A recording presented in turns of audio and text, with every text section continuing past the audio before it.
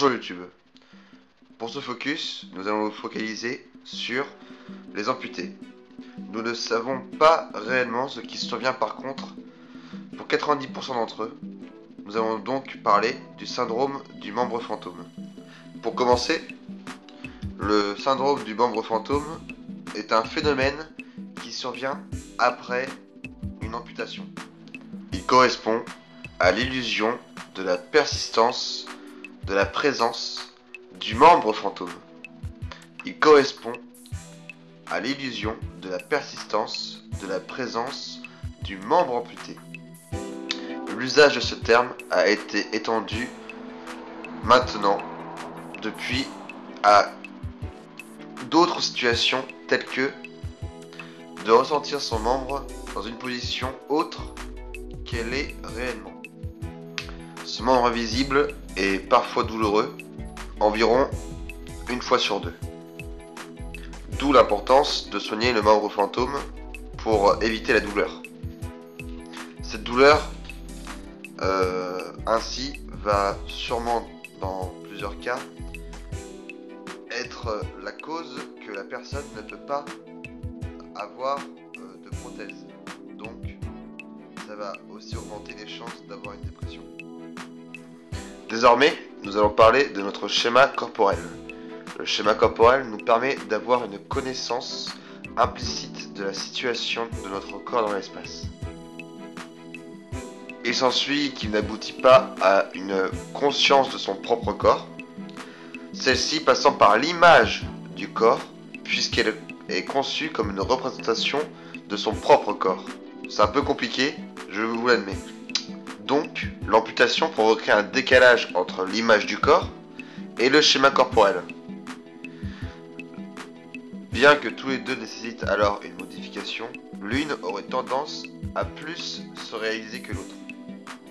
L'image du corps se modifierait plus rapidement. La persistance du schéma corporel tel qu'il était avant l'amputation serait une des causes de l'existence du membre fantôme.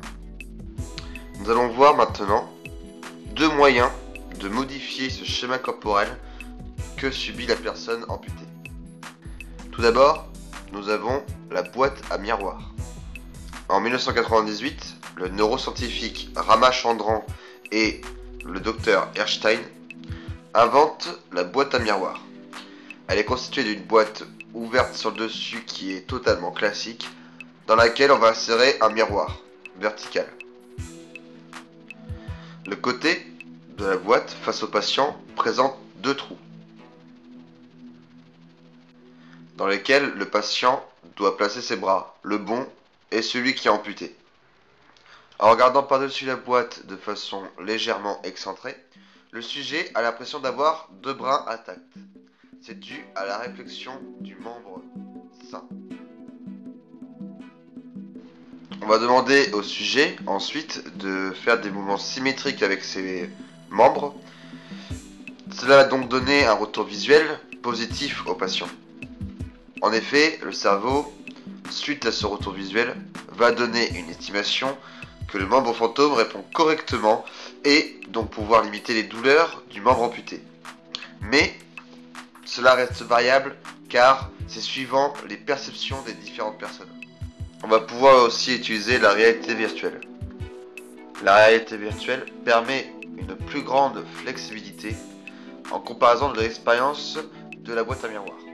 En effet, l'ajustement avec la perception de son membre fantôme est possible, ce qui permet d'avoir par conséquent une correspondance entre le retour visuel et l'image du corps actuel.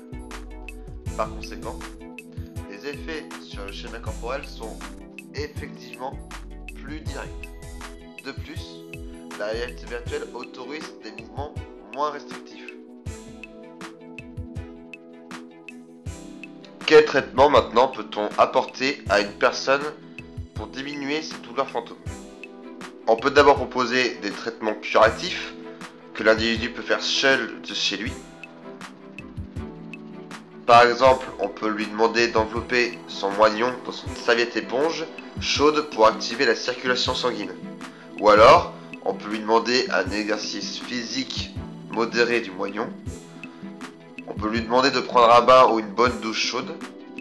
Et alors après, on peut lui demander aussi de masser les muscles du moignon et de relâcher la pression doucement, pour pas que ça fasse trop mal non plus. Mais bien sûr, après ces traitements curatifs, on va lui proposer des traitements médicamenteux. On va avoir d'abord deux types de médicaments. Le premier type, c'est des médicaments qui n'ont pas besoin d'une prise en charge clinique. Donc par exemple, on aura des médicaments à base de paracétamol, comme le Doliprane par exemple, ou bien d'autres à base de codéine, comme des efferalgans ou des dafalgans avec codéine. Et on aura donc d'autres médicaments avec une prise en charge, comme par exemple des antiépileptiques, qui auront un effet antalgique, c'est-à-dire que ça va diminuer ou endormir la douleur sur le corps grâce à leurs actions sur le cerveau. On pourra utiliser aussi de la morphine pour diminuer les douleurs. On pourra aussi utiliser de la médecine chinoise comme de l'acupuncture pour endormir les douleurs. Et dans certains cas, on pourra proposer aux patients l'usage d'un TENS, qui est simplement une petite machine avec des électrodes qui envoient des décharges électriques pour désensibiliser la douleur au niveau du moignon. Et donc, pour conclure, il faut comprendre qu'effectivement les personnes amputées peuvent avoir du mal à en vivre, mais qu'à chaque problème sa solution, et que l'on peut toujours les aider à ce que le corps ne rejette pas leurs différences pour leur permettre à cela qu'ils se sentent mieux. Il y a encore des travaux et des recherches à réaliser pour améliorer leur qualité de vie, mais la science avance vite pour trouver des meilleurs moyens d'aide. Je vous remercie d'avoir regardé cette vidéo. Si cela vous a plu, vous pouvez liker, commenter ou même vous abonner. Ça ne ferait pas de mal. A bientôt.